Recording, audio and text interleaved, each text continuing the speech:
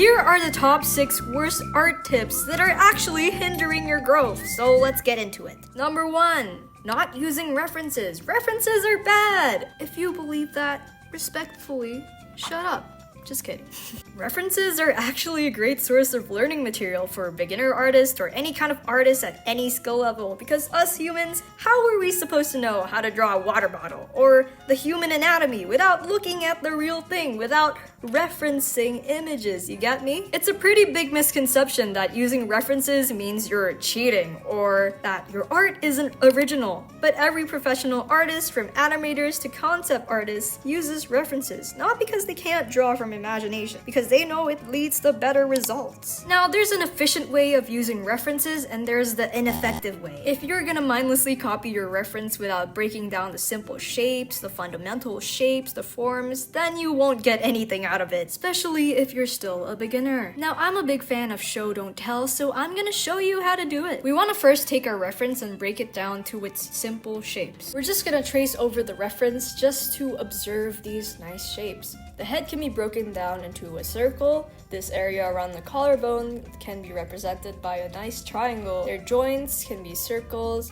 etc. and etc. And now you start to notice these little shapes within the form. After that, what I like to do is draw lines within the reference. Here you can finally notice some relations, like for example, this shoe, the point of the shoe aligns with the ear, and the point of the shoulder and the left shoe aligns as well. So we can take that into account when we're drawing it without the reference. You can also keep account the negative space in the drawing, which are the open spaces like these little triangles and all of that. So yeah, that's how you use your references. Number 2, you should master the fundamentals before you draw anything you want to draw. And I think that's not the best way to go about art. I think it depletes your motivation more than anything if you're gonna draw things that you don't like, so try incorporate these fundamentals into things you actually want to draw. You don't necessarily have to learn realism first to get into stylized anime, but it would help you. But if you're not interested in drawing realistic people, then that's fine too. If you're dreading the thought of learning how to draw backgrounds, maybe try incorporate it with something you already know how to draw. Like for example, you like drawing your OCs. So draw your character's bedroom for once. That would be more enjoyable than drawing a room that you don't even care about. And having people around to constantly critique you and help you out with your art is really helpful. And that's why I recommend a lot of people to go into art communities. And people are probably wondering, how do we even meet people? Well, there's a lot of platforms, Instagram, social media, heck, my Discord server. But recently, I've been recommending Unvale to people. It's pretty much a social media platform dedicated for artists, and the best part, it's anti-AI and anti-NFT. I know how you guys hate your AI art, and I do too. And here you can connect with over 150,000 members, creative people like you who are working to improve their art, share their creative endeavors, share their OCs. Really like the character pages they offer, like this gallery to show off your art and OC. They have a lore tab. I get to yap about my OCs all day long. That's crazy. It pretty much follows the general format of all social media platforms. You can follow other people, you can like posts, you can comment, but without the toxic part of social media. They also have daily prompts, and they also have this explore tab where you can find new artists and discover new artists every day. Having friends and a community of artists that just want to improve art like you do will help you and encourage you to just keep drawing and keep improving at art. So that's why I recommend Unvale. So go check it out. Okay, number 3, using too many saturated colors. This was definitely something I did as a beginner artist, and now I know that it's not the best. If you want your art to look like an eyesore, you can do that. I don't know, I'm not stopping you. Here's the general tip I use to color things in if you want your colors to look vibrant but not too vibrant. You get what I mean? For example, this Madoka artwork I did a while back. As you can see here, I focused the most saturated colors on the hair and the eyes because I wanted my viewers to pay attention to that, while the rest of the clothing and like the back hair, the background, it isn't saturated because I wanted the viewers to not be overwhelmed by the amount of colors. If I were to make everything saturated, it wouldn't look good. General rule, you don't have to follow this rule specifically, but I like to choose a color that's saturated to focus on a certain part of the drawing, maybe the eyes or the hair,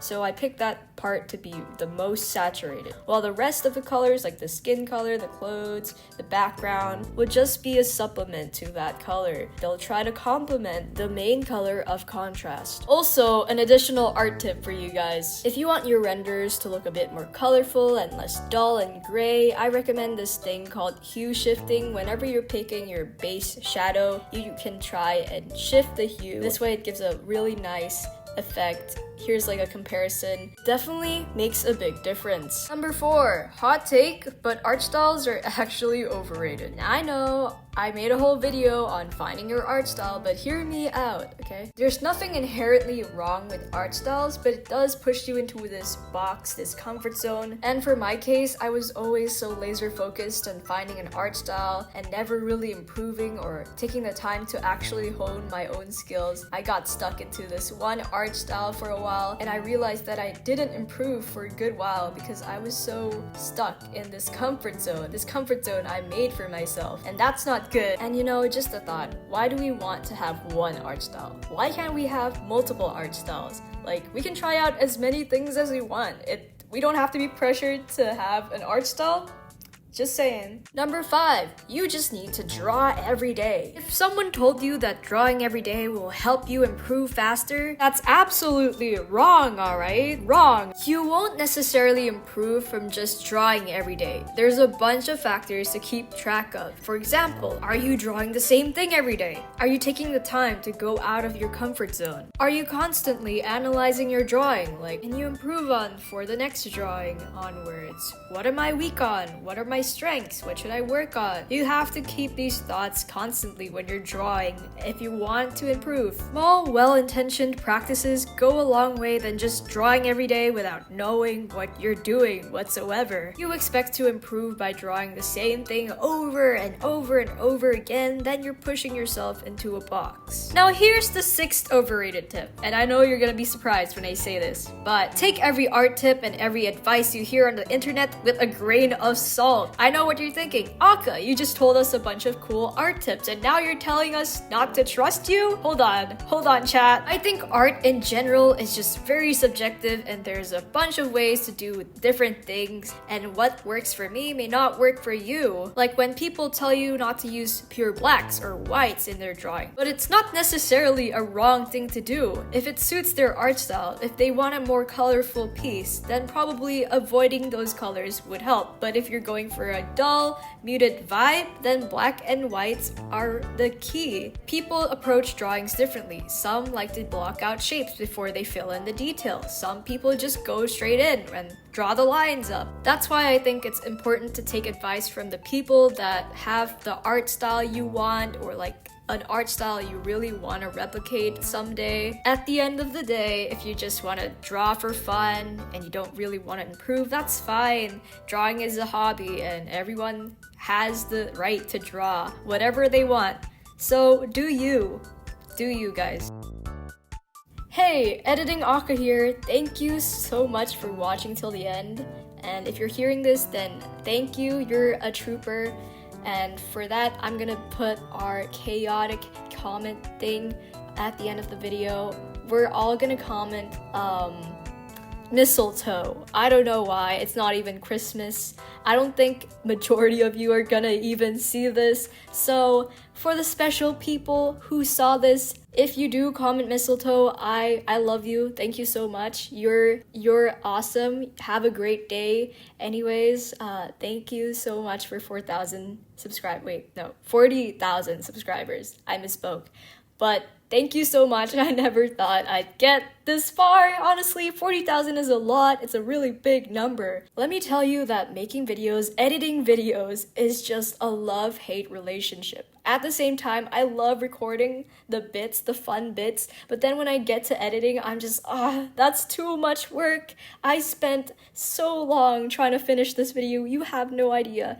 If you're a newcomer here, please subscribe if you want, if you enjoyed the video. This video took like 3 days to edit.